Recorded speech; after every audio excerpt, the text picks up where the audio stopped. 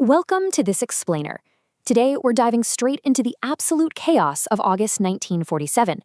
We're going to break down how a shockingly rushed decision completely reshaped the lives of millions.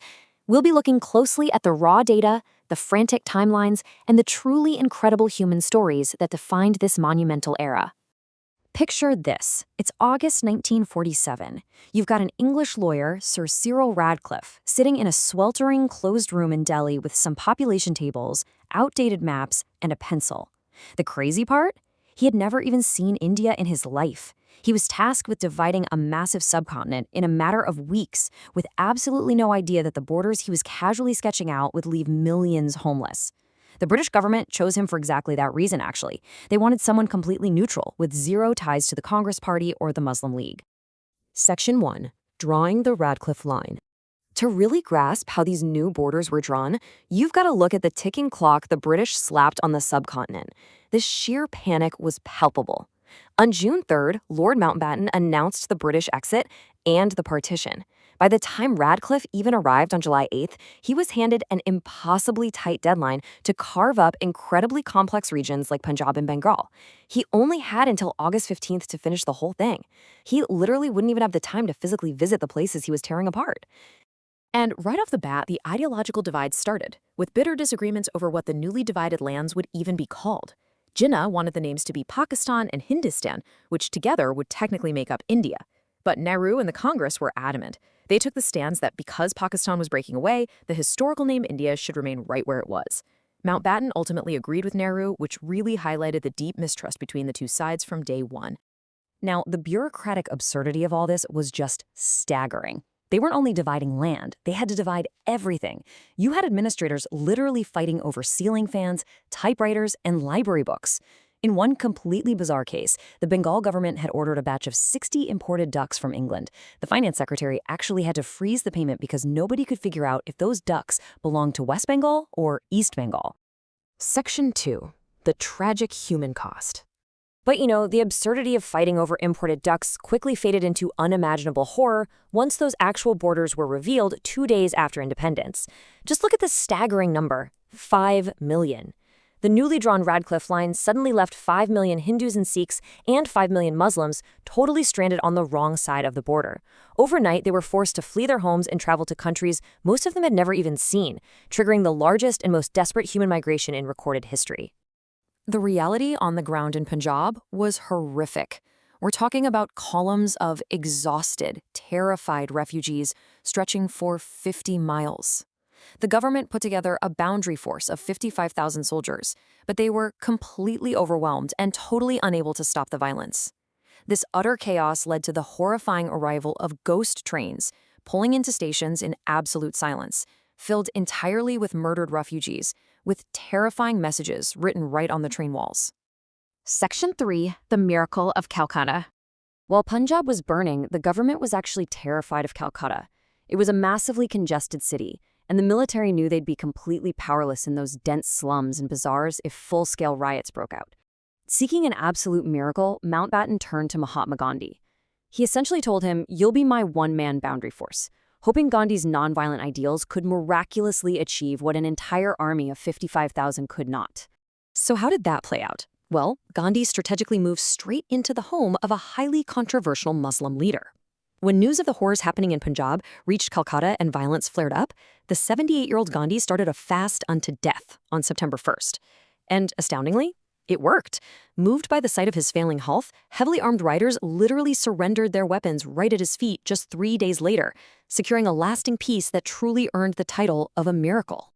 Section 4. Uniting the 565 states. All right, looking beyond the Radcliffe Line, there was a whole other massive headache for the new nation. 565. That was the number of independent princely states scattered across the map like apples in a basket. To ensure the newly independent India didn't end up looking like a giant map of Swiss cheese, Sardar Patel and Lord Mountbatten faced a daunting task. They had to somehow convince hundreds of Nawabs and kings to legally join the new nation before the August 15th deadline. The two biggest holdouts presented geopolitical mirrors of each other, and they were a recipe for a major crisis. You had Junagadh, which had a Muslim ruler but an overwhelmingly 82% Hindu population, And right across the spectrum, you had Kashmir, completely flipped, with a Hindu ruler but a majority Muslim population. The Junagadh situation was bizarre, to say the least. The Nawab there was incredibly famous for his dogs. He owned over 2,000 pampered pets. He became genuinely terrified by wild rumors that the new Indian government might try to poison his dogs, so he panicked and announced accession to Pakistan.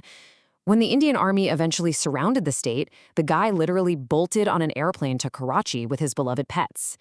In the end, a public referendum was held and 91% of the population voted to join India. Section 5. The Battle for Kashmir. But the real crisis was Kashmir. Maharaja Hari Singh was dreaming of total independence, completely ignoring the ticking clock and direct warnings that war was coming. His refusal to choose a side ended super abruptly when his territory was invaded. With his back against the wall, he was forced to sign the Instrument of Accession in late October 1947, officially making Jammu and Kashmir part of India in direct exchange for immediate military rescue. Things escalated incredibly fast. First, invading Pathan tribesmen suddenly cut the region's power, but then they made a critical historical blunder. The invading forces stopped their advance at Baramulla just to loot the local markets and a convent. That single, costly delay bought the Maharaja just enough time to sign the paperwork, allowing Indian troops to legally fly in, land at Srinagar Airport, and secure the valley. With the airport secured by India, Jinnah was deeply frustrated. On top of that, a British commander flat out refused to march regular forces openly into combat. So taking matters into his own hands, Jinnah issued a covert order. He commanded his regular Pakistani soldiers to literally disguise themselves as tribesmen to keep the conflict going in the region. This covert move led to a grueling, year-long battle that eventually culminated in a ceasefire. India took the issue straight to the UN in early 1948. By January 1st, 1949, a formal ceasefire line was finally established. That line physically split Kashmir and essentially finalized the complex borders of modern India. Fast forward a few decades, and the miraculous integration of the subcontinent was basically completed. In 1975, the people of the separate kingdom of Sikkim voted in a referendum, and a massive 97.55% of the population voted to officially join the Indian Federation. So, as we wrap up this explainer, I want to leave you with something to really think about. The partition was an undeniable, heartbreaking tragedy, while the integration of hundreds of independent states was practically a logistical miracle. But how is it that those hurried lines drawn by a single pencil in a closed room back in 1947 continue to define the geopolitics, the borders, and the daily lives of the subcontinent today? It's wild to think that the legacy of those few frantic weeks is still shaping the destiny of over 1 billion people. Keep that in mind, keep questioning, and keep learning.